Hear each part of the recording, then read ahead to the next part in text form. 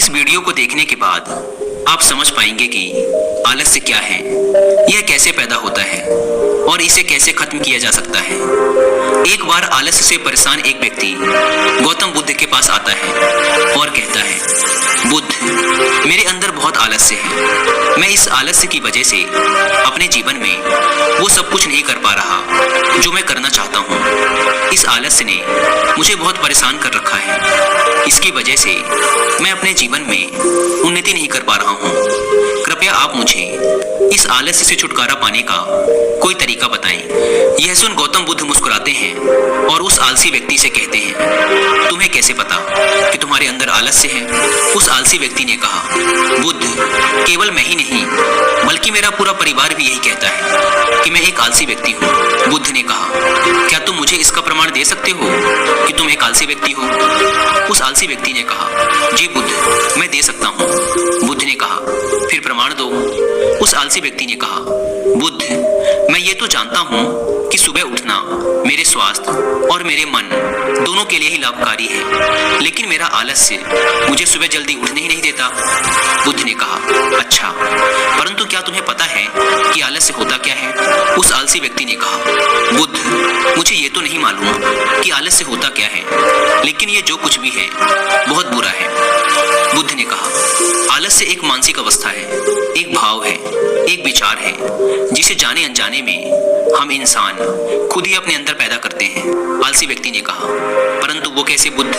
बुद्ध ने कहा, पहले तो तुम ये समझो कि हमारे भीतर आलस्य दो कारणों से पैदा होता है। पहला कारण है शारीरिक और दूसरा कारण है मानसिक।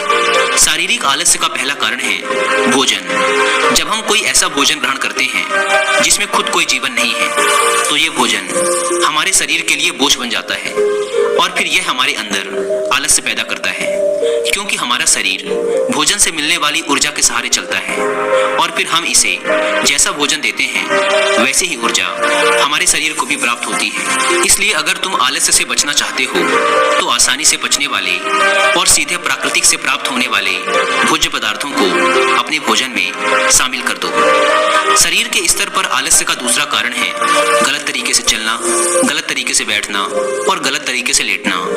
गौतम बुद्ध ने आश्रम के भिक्षुओं की तरफ इशारा करते हुए उस आलसी व्यक्ति से कहा, अगर तुम ध्यान से देखो तो तुम्हें आश्रम के इन भिक्षुओं के चलने, बैठने और लेटने की अवस्थाओं में एक विशेष प्रकार का संतुलन नजर आएगा। जब ये चलते हैं तो इनके पैरों के बीच एक तालमेल होता है। जब ये बैठते हैं तो इनकी रीढ़ की हड्डी एकदम सीधी होती है और गर्दन थोड़ी सी ऊपर होती है, और जब ये लेटते हैं तो इनका शरीर एकदम शिथिल होता है। इनके शरीर के किसी भी अंग पर कोई तनाव नहीं होता, जिसके कारण ये एक गहरी और आरामदायक नींद ले पाते हैं। उस आलसी व्यक्ति ने पूछा, बुद्ध, क्या पर्याप्त नींद लेना भी उतना ही जरूरी है? बुद्ध ने कहा, ना कम ना ज्यादा, हमेशा ही पर्याप्त मात्रा में सोना लाभकारी होता है। अगर तुम आज रात पर्याप्त नींद नहीं लेते तो तुम्हारा कल का पूरा दिन थकान और आलस से भरा होगा। इसलिए पर्याप्त नींद भी उतनी ही जरूरी है। आलसी व्यक्ति ने कहा, हाँ बुद्ध, ये तो मैंने भी महसूस किया है। बुद्ध ने कहा, शरीर के स्तर पर आलस्य का तीसरा कारण है सुबह जल्दी ना उठना। यह सुन उस आलसी व्यक्ति ने कहा, हाँ बुद्ध, मैं तो सुबह जल्दी उठ ही नहीं पाता हूँ। बुद्ध ने कहा, तुम सुबह जल्दी तब उठ पाओगे जब तुम रात में जल्दी सोओगे। बुद्ध ने आश्रम के भिक्षुओं की तरफ इशारा करते हुए कहा, इन भिक्षुओं को देखो, इन्होंने रात्रि में अपने सोने का एक निश्चित समय निर्धारित कर रखा है और यही कारण है कि ये रोज प्रातः काल जल्दी उठने में सक्षम हो पाते हैं। हर एक बौद्ध भिक्षु को अनुशासन का पालन करना होता है और यही अनुशासन इनके जीवन में संतुलन लाता है। कुछ लोग अनुशासन को एक बंधन समझते हैं। उन्हें लगता है कि अनुशासन उन्हें बांधता है, लेकिन सच्चाई ये है कि अनुशासन हमें बांधता नहीं बल्कि स्वतंत्र करता है। इसलिए अगर तुम शारीरिक स्तर पर आलस्य से छुटकारा पाना चाहते हो तो खुद को अनुशासन में ढालो, एक निश्चित दिनचर्या का पालन करो। उस आलसी व्यक्ति ने कहा, लेकिन बुद्ध, शुरुआत कहाँ से करें? सही तरह का भोजन करने से, सही तरह से बैठने, लेटने और चलने से, या फिर सुबह जल्दी उठने से? बुद्ध ने कहा, शुरुआत अभी से करो। जो भी तुम इस समय कर रहे हो उसे पूरे ध्यान से करो। पहले तुम मन के स्तर पर आलस्य को समझो। लेकिन उससे पहले दोस्तों, अगर आप भी काम को टालने की आदत से परेशान हैं या फिर आलस्य की वजह से आप लाइफ में वो अचीव नहीं कर पा रहे जो आप पाना चाहते हैं, तो कुछ ऐसी बुक्स मैं आपके साथ रिकमेंड करूंगा जो आपकी हेल्प करेंगी आपके पॉजिटिव माइंडसेट को डेवलप करने में, जिससे आप आज के काम को आज ही करें, कल पर न टालें। तो जो पहली बुक है उसका नाम है ईट दैट फ्रॉग, यानी सबसे मुश्किल काम सबसे पहले। ब्रायन ट्रेसी द्वारा लिखी यह बुक आपको सिखाएगी कि अगर आप अपने दिन का सबसे मुश्किल काम सबसे पहले कर लेते हैं तो आपका बाकी का दिन बहुत अच्छे से गुजरता है। अगर आप सुबह जल्दी ना उठने की वजह से परेशान रहते हैं और आप सुबह जल्दी उठना चाहते हैं तो इस आदत को डेवलप करने में आपकी हेल्प करेगी रॉबिन शर्मा द्वारा लिखी यह बुक जिसका नाम है 5 AM क्लब। एक तीसरी बुक है जिसका नाम है द पावर ऑफ हैबिट। इस बुक को पढ़ने के बाद आपका माइंडसेट एकदम बदल जाएगा और आप जान पाएंगे कि आज के काम को आज ही करने की एक छोटी सी हैबिट आपके लाइफ को कितना आसान बना देगी। अगर आप चाहें तो इन तीनों ही बुक की हिंदी में बुक समरी भी सुन सकते हैं कुकू FM ऐप पर। कुकू FM इंडिया का leading and fastest growing audio book platform है, जहां पर आप एक बुक से भी कम की कीमत पर हजारों बुक्स को ऑडियो फॉर्मेट में सुन सकते हैं, वो भी अपनी मनपसंद लैंग्वेज में। नॉर्मली इसके 1 साल का सब्सक्रिप्शन पड़ता है 310 रुपीज का, लेकिन इस अम्बेडकर जयंती के अवसर पर कुकू FM के एनुअल सब्सक्रिप्शन पर 50% डिस्काउंट का ऑफर चल रहा है, इसलिए आप 1 साल का सब्सक्रिप्शन ले सकते हैं सिर्फ 199 रुपीज में, अगर आप यूज करते हैं कूपन कोड BR50। लेकिन यह कूपन कोड सिर्फ 17 अप्रैल रात 12 बजे तक ही वैलिड है। Link description and pin comment पर दी गई है, आप वहां से ऐप को डाउनलोड कर BR50 कूपन कोड का फायदा उठा सकते हैं। बुद्ध ने कहा, मन के स्तर पर आलस्य का पहला कारण है हमारी पुरानी गलत धारणाएं। जब हम किसी काम के लिए खुद को काबिल नहीं समझते तब हमारे भीतर आलस्य पैदा होता है। अगर हमारे मन ने यह विश्वास कर लिया कि पिछली बार की तरह इस बार भी मैं इस काम में असफल ही होऊंगा, तो उस काम को करने में हमें आलस्य आएगा। जबकि हम खुद को ये नहीं समझा पाते कि पिछली बार और इस बार में बहुत फर्क है।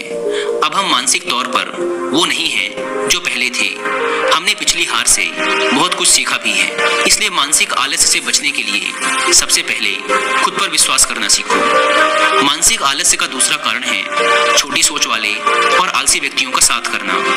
कई बार ऐसा होता है कि हम खुद आलसी नहीं होते, लेकिन कुछ आलसी और कामचोर लोगों के साथ रहते रहते हम खुद भी आलसी और कामचोर बन जाते हैं। यह सुन उस आलसी व्यक्ति ने कहा, हाँ बुद्ध, ये तो मैंने भी महसूस किया है। बुद्ध ने कहा, तो सबसे पहले आलसी और कामचोर लोगों की संगति में रहना छोड़ो। बुद्ध ने आगे कहा, मानसिक आलस्य का तीसरा कारण है काम को टालने की आदत। काम को टालना आलस्य और मानसिक तनाव का सबसे बड़ा कारण है। शुरुआत में तो हमें पता नहीं चलता, लेकिन धीरे धीरे ये आदत हमारे अंदर घर कर जाती है और ये एक अकेली आदत ही किसी भी इंसान की जिंदगी बर्बाद करने के लिए काफी है। इसलिए जो काम आज किया जा सकता है उसे कल पर कभी ना टालें। बुद्ध ने कहा, मानसिक आलस्य का चौथा कारण है लक्ष्य का स्पष्ट ना होना। मान लो तुम किसी बड़े से रेगिस्तान में फंस चुके हो और तुम्हें जोरों की प्यास लगी है, तब तुम क्या करोगे? उस आलसी व्यक्ति ने कहा, मैं पानी की तलाश करूंगा। मैं कोशिश करूंगा कि जल्द से जल्द रेगिस्तान के पास वाले गांव में पहुंच जाऊं। बुद्ध ने कहा, लेकिन अगर बहुत कोशिश करने के बाद भी तुम्हें पानी ना मिले तब? उस आदमी ने कहा, मैं तब भी प्रयास करता रहूंगा, क्योंकि मेरे पास और दूसरा कोई विकल्प ही नहीं होगा। गौतम बुद्ध ने मुस्कुराते हुए कहा, इंसान को आलस्य तभी घेरता है जब उसके पास कोई स्पष्ट लक्ष्य ना हो या फिर उसके समक्ष बहुत से विकल्प उपलब्ध हों। इसलिए लक्ष्य का निश्चित होना परम आवश्यक है। अगर तुम सुबह उठकर व्यायाम नहीं कर पा रहे हो तो उसका कारण तुम्हारी नजर का स्पष्ट ना होना है। अभी तुम भविष्य में होने वाले रोगों और उन रोगों से होने वाली पीड़ा को स्पष्ट रूप से महसूस नहीं कर पा रहे हो। बुद्ध ने आगे कहा, मन के स्तर पर आलस्य का पांचवा कारण है किसी काम को करने की कोई बड़ी वजह ना होना। मान लो तुम बहुत से कीमती गहने लेकर एक सुनसान रास्ते से गुजर रहे हो। तुम चलते चलते बहुत थक चुके हो और तुम्हारा बैठने का मन कर रहा है और तुम एक बड़े से पेड़ के नीचे आराम करने के लिए बैठ जाते हो। तुम अभी बैठे ही थे कि तुमने देखा कि दूर से कुछ डाकू तुम्हारी तरफ भागे आ रहे हैं। तो क्या ऐसी परिस्थिति में भी तुम्हारा आलस्य तुम्हें भागने से रोक सकेगा? नहीं ना। तो मेरी एक बात को समझो, तुम्हारा आलस्य केवल तुम्हें उन्हीं कामों को करने से रोक सकता है जिन्हें करने की तुम्हारे पास कोई बड़ी वजह नहीं है। वह आलसी व्यक्ति कहता है, आपका बहुत बहुत धन्यवाद बुद्ध, अब से मुझे आलस्य का सारा खेल समझ आ गया। गौतम बुद्ध कहते हैं, मेरी एक बात हमेशा याद रखना, जहाँ स्पष्टता है और काम को करने की कोई बड़ी वजह है वहाँ आलस्य हो ही नहीं सकता।